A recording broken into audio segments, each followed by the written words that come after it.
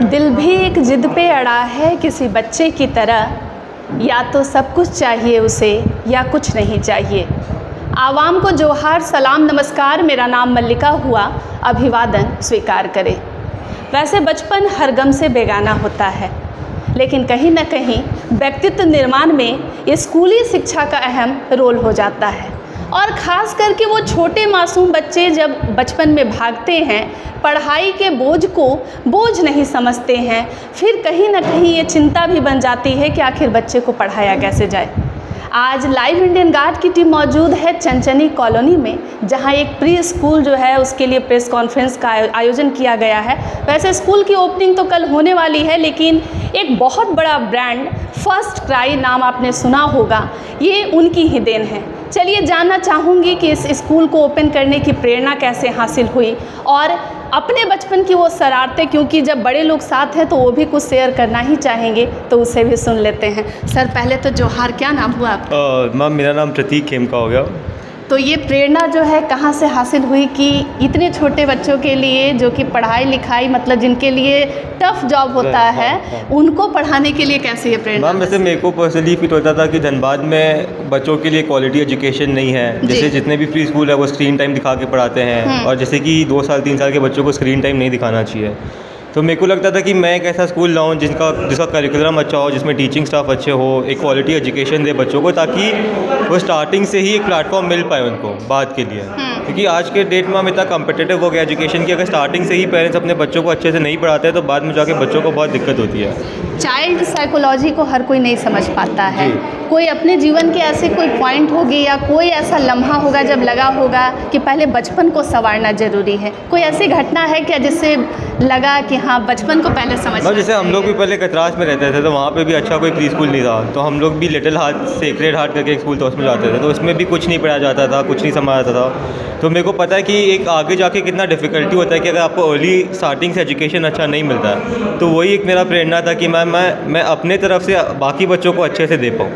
शुरुआती शिक्षा की क्या परिभाषा है आपके नज़र में? कैसे पढ़ाया जाना चाहिए बच्चों मैम जैसे कि हमारा नीचे पपेट शो होता है, जैसे कि उनको पपेट से, जैसे टीचर को ट्रेनिंग दिया जाता है कि पपेट के थ्रू वो समझाती है कि कैसे बिहेव करना है, कौन क्या है, कौन मदर है, कौन फादर है। और जैसे बाकी सब स्कूल में स्क्रीन टाइम के थ्रू करवाया जाता है ये सब। जैसे कि मैंने आपको कहा कि हमारे यहाँ स्क्रीन टाइम 2 साल 3 साल के बच्चों के लिए 0 है, हम उन्हें एकदम भी स्क्रीन टाइम नहीं दिखाते हैं। तो मैं चाहता हूँ कि वो खेल कूद के सीखे मैम, गिर के सीखे, जैसे कि वो खेले, एक दूसरे के साथ सोशलाइज करे तो सीखे। स्क्रीन टाइम देने से क्या कि मैम वो स्क्रीन में ही रह जाते हैं, ना वो खेलना चाहते हैं, ना पढ़ना चाहते हैं, कुछ नहीं करना चाहते, उनको डेली स्क्रीन ही चाहिए होता है। आप कैसे स्टूडेंट रहे हैं खुद? सर मैं तो मैम एवरेज स्टूडेंट ही था, इसलिए मैं चाहता हूँ कि मेरे स्कूल से जितने बच्चे निकले सब टॉप के बच्चे निकले। अच्छा एक चीज़ मुझे बताइएगा, क्योंकि जब बहुत छोटे बच्चों को आप लोग जो डील करने वाले हैं, उन बच्चों का जुड़ाव अपने माता पिता से अधिक होता है। हाँ। लेकिन अब जो है धनबाद वासी जितने बच्चे आपके यहाँ पर आएंगे स्कूल में, हाँ। उनका अटैचमेंट आप लोगों से भी होगा। हाँ। तो अभिभावकों को कैसे जोड़ेंगे, क्या मैसेज है उनके लिए? मैम यही है कि हम लोग पर्सनल केयर देंगे, जैसे मैंने आपको बताया कि हर 7 बच्चे 8 बच्चे पे एक टीचर और एक आया दीदी भी रहेगी, कि उनके बच्चे सेफ़ रहेंगे। पूरा बेबी प्रूफिंग किया हुआ है सब चीज़ का, कि लगने का चांस एकदम मिनिमम हो। हम लोग ट्राई करेंगे कि कोई भी बच्चे को कुछ भी नहीं हो। और बस हम लोग मैम अपना जितना भी फर्स्ट टाइम का हमारा टीम है दैया धनबाद का, वो अपना बेस्ट देगा कि हम लोग बच्चे को अच्छे से पढ़ा सिखा पाए, कि 3 घंटा बच्चे अच्छे से खेल कूद के समझ के सीख के फिर अपने मम्मी पापा के घर चल जाए। जब गार्जियन अपने बच्चों को स्कूल भेजते हैं तो कहीं ना कहीं बच्चों के साथ भी कई बार ऐसी आपराधिक घटनाएं हो जाती हैं जो मन को बहुत परेशान करती है या फिर डर बढ़ाती हैं। स्कूल में सुरक्षा को लेकर क्या सुविधाएं जो हैं आप लोग? मैम जैसे कि हमारे यहाँ 24/7 सिक्योरिटी गार्ड है, और एक जैसे कि कोड भी आता है हमारे यहाँ, तो जो पेरेंट्स लेने आते हैं बच्चे को, जैसे जो हमारे पास कोड है, अगर वो कोड मैच नहीं करता है पेरेंट्स का, तो हम बच्चे को नहीं छोड़ते हैं, चाहे वो उनके मदर फादर ही क्यों ना हो। जब तक वो कोड मैच नहीं होगा तब तक हम बच्चों को अपने प्रॉपर्टी से नहीं निकलने देंगे। मान के चलिए छुट्टी के वक्त कई बच्चे के गार्जियन देर से अगर पहुंचते हैं, तो मैम वैसे हमारी फैकल्टी 1 घंटा 1.5 घंटा एक्स्ट्रा रुकती है बच्चे के क्लास खत्म होने के बाद। तो जब तक गार्जियन नहीं आते तब तक हमारी फैकल्टी रुकेगी, जब तक एक बच्चा भी है तब तक हमारी फैकल्टी स्कूल में रहेगी। बहुत धन्यवाद सर।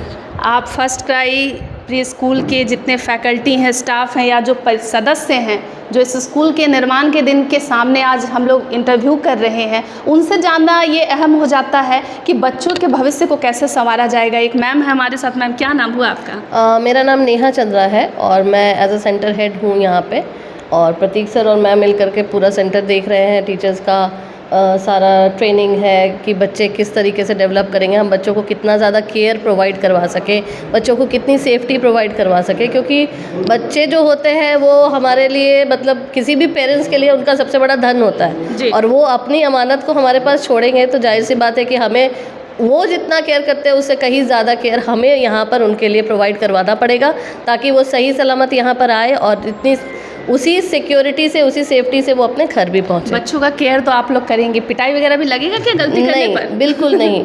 न्यू एजुकेशन पॉलिसी के अकॉर्डिंगली बच्चों को हम बिल्कुल भी मारना, पीटना, डांटना ये सारी चीज़ें अलाउ नहीं है और उस पर हम बहुत ज़्यादा फोकस करते हैं, क्योंकि हम बच्चों के देखिए बेसिकली क्या है कि 1.5 साल से 5 साल के बच्चे जो होते हैं, अभी बहुत ज़्यादा न्यूक्लियर फैमिलीज़ हो गई है, हमारे घर में पार्क नहीं होता, हमारे सोसाइटी में पार्क नहीं होती है और धनबाद जैसे जगह में खेलने कूदने का बहुत कम ऐसा प्लेस होता है जहाँ बच्चे खेल के अपने आप को डेवलप कर सकें, जिसको हम फिज़िकल डेवलपमेंट बोलते हैं। तो हम पहला हमारा उद्देश्य है कि हम बच्चों के फिज़िकल डेवलपमेंट पे काम करें, क्योंकि जब बच्चे फिज़िकली डेवलप होंगे तो वो प्रॉपर न्यूट्रिशन लेंगे, प्रॉपर खाना खाएंगे और जब वो प्रॉपरली खाना खाएंगे, इनटेक सारी चीज़ें करेंगे तो उनका माइंड भी उसी हिसाब से डेवलप करेगा।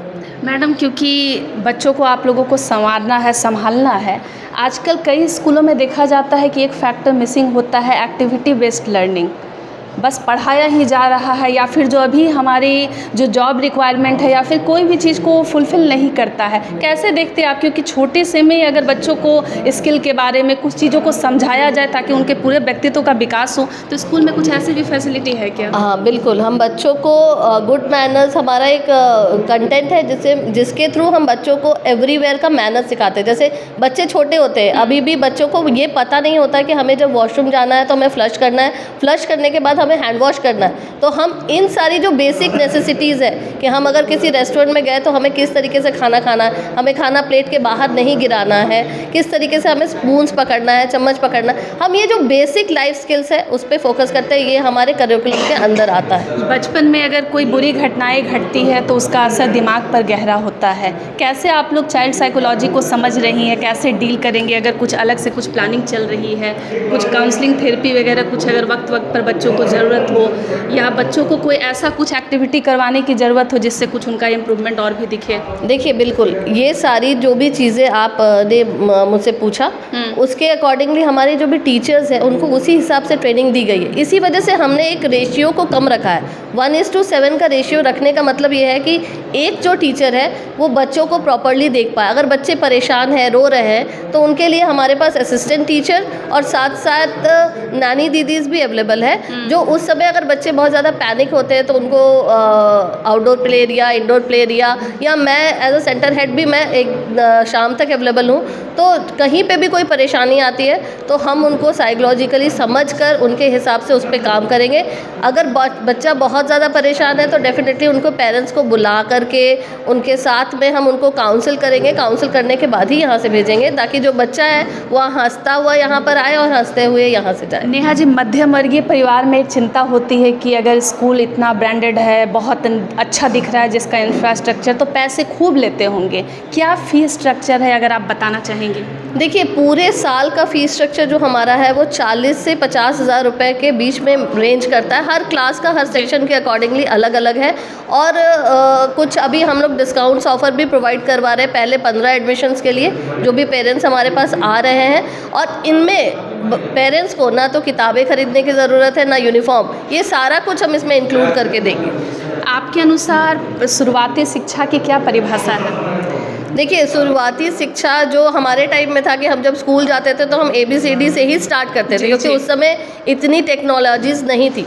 लेकिन अभी देखा जा रहा है कि हर घर में शुरुआती शिक्षा के नाम पे बच्चों के हाथ में मोबाइल होता है, वो रील्स देख रहे हैं, वो वीडियोस देख रहे हैं, वो यूट्यूब देख रहे हैं। तो हमने शुरुआती शिक्षा में बच्चों के लिए स्क्रीन टाइमिंग बिल्कुल ज़ीरो किया हुआ है और हम बच्चे के फिज़िकल डेवलपमेंट, हमारे पास एक मोटर स्किल डेवलपमेंट करके टेक्निक है, ठीक है, जिसके थ्रू हम बच्चों को पढ़ाते हैं। उसमें बहुत सारे टॉयज़ होते हैं, तरह तरह की चीज़ें होती हैं। जैसे हमारे पास कुछ बॉटल्स है, उसमें हम स्वीट, सॉल्टी, सार, मतलब इस तरह के टेस्ट को रखेंगे और हर एक बच्चे को देंगे। बच्चे उस चीज़ को पहचानेगा कि ये मीठा लग रहा है या ये खट्टा है या फिर यह तीखा लग रहा है। नमकीन है, मतलब हर तरह के टेस्ट के साथ वर्क करेंगे। शेप साइजेस हमारे पास हेक्सागन बोर्ड्स है, ठीक है। इसके थ्रू हम बच्चों को टेक्सचर्स भी सिखाएंगे कि बच्चे किसी चीज़ को, सतह को किसी को टच कर रहे हैं तो वो आपका खुदरा है या फिर वो सॉफ्ट है, ठीक है। तो हम बच्चों की हर एक चीज़ का ध्यान रखेंगे कि बच्चे कहीं से भी यहाँ से नाखुश होके या पेरेंट्स यहाँ से नाखुश होके ना जाए। फैकल्टी सभी धनबाद के हैं या कुछ धनबाद के बाहर के भी? देखिए, फैकल्टीज़ हमारे सारे धनबाद के ही होंगे, लेकिन हमारी रिसर्च एंड डेवलपमेंट की टीम है जो हमारे टीचर्स को हर मंथ में ट्रेन करती है और ज्वाइनिंग के पहले भी उनको ट्रेनिंग प्रोवाइड की जाती है। इन केस अगर बीच में भी वो कहीं फंसते हैं तो उस समय भी हमारी ट्रेनिंग टीम अवेलेबल होती है, ठीक है। और तो टीचर्स जो हमारे हैं वो धनबाद के ही हैं, बट एक्सपीरियंस है जिन्होंने पहले भी पढ़ाया हुआ है प्ले स्कूल में, जो बच्चों को हैंडल कर रहे हैं, और जिनके कुछ टीचर्स ऐसे भी जिनके अपने बच्चे भी हैं, तो वो जानती हैं कि बच्चों को किस तरीके से हैंडल करना है, और साथ साथ ट्रेनिंग तो हमारी उनके साथ काम करती है। धन्यवाद मैम। कुछ और भी मैम है और बहुत ही खूबसूरत लग रही हैं। मैम क्या नाम हुआ आपका? वंजला। तो बच्चों को तो खूबसूरत मैम से पढ़ के तो और अच्छा लगेगा और जल्दी जल्दी सीख भी जाएंगे। May be. अच्छा मैम, क्या फीलिंग है, एक स्कूल की ओपनिंग हो रही है और ख़ास करके प्री स्कूल की, कुछ अगर अपने बचपन की यादें शेयर करना चाहेंगे कि कैसे आपका बचपन में एडमिशन हुआ था? हाँ, क्या था हम लोग जब पढ़ते थे तो नॉर्मल कॉपीज़ थे, किताब थे, यही सब चीज़ों से पढ़ते थे। हमारे पास बहुत ज़्यादा खेलने का और एपरेटस वगैरह नहीं होता, तो जिन चीज़ों से हम लोग सीख सकें, ठीक है। बट आजकल के टाइम पे, और ये जो फर्स्ट क्राई है वहाँ पे इतने सारे एपरेटस हैं, इतने सारे चीज़ें हैं कि मतलब आपको ज़रूरत बहुत कम पड़ती है कि कॉपी किताब को यूज़ करें पढ़ाने के लिए, चाहे सिखाने के लिए, चाहे कोई भी चीज़ों के लिए।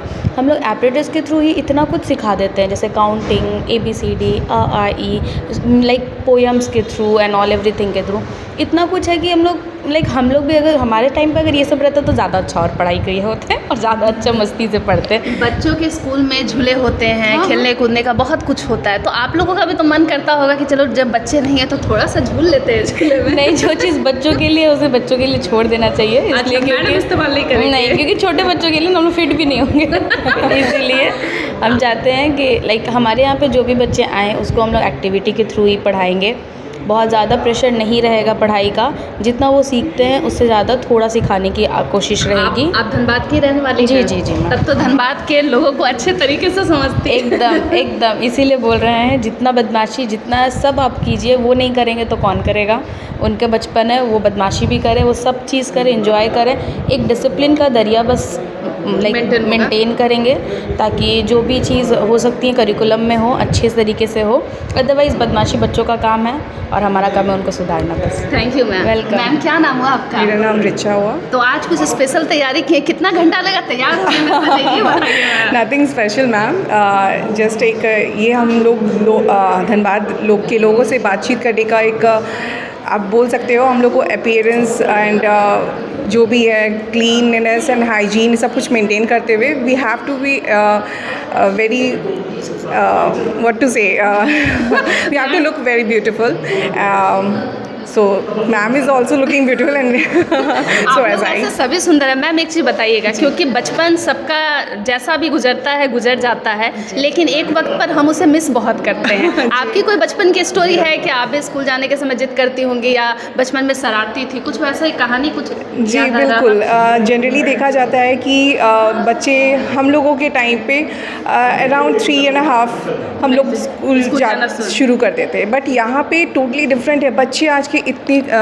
क्रिएटिविटी में आगे हैं, हर चीज़ में आगे, फिज़िकल एक्टिविटीज़ हो गए।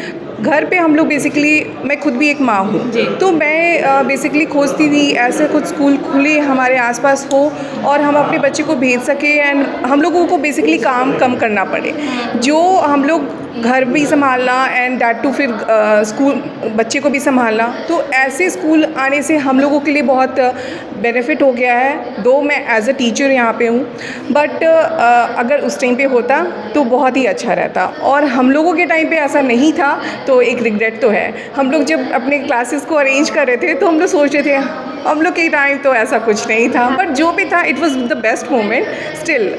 अभी जो हम लोग यहाँ पे फैसिलिटी प्रोवाइड कर रहे हैं बच्चों को, वो बहुत ही अलग है, बहुत ही डिफरेंट है। बच्चे खेल खेल में बहुत कुछ सीख जाएंगे। स्कूल जाने के वक्त मैम एक चीज़ देखा जाता है कि जब बच्चे घर को छोड़ कर निकलते हैं, फैमिली जो है वो भी इमोशनल हो जाती है और वो एक गैप क्रिएट होता है क्योंकि बच्चों का समय स्कूल में जाता है।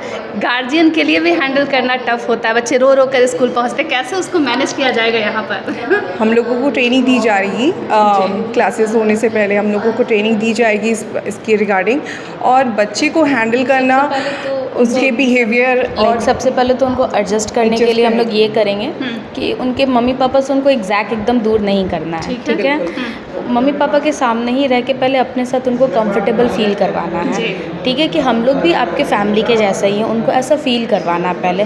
फिर जब वो हमारे साथ एकदम कंफर्टेबल हो जाएंगे, हमारे स्कूल में एकदम वो कंफर्टेबल, उनको ऐसा लगेगा कि क्योंकि बच्चों को नहीं ये फील होती कि मम्मी चली जाएगी छोड़ के, तो अब यहाँ पे मेरे साथ कौन रहेगा।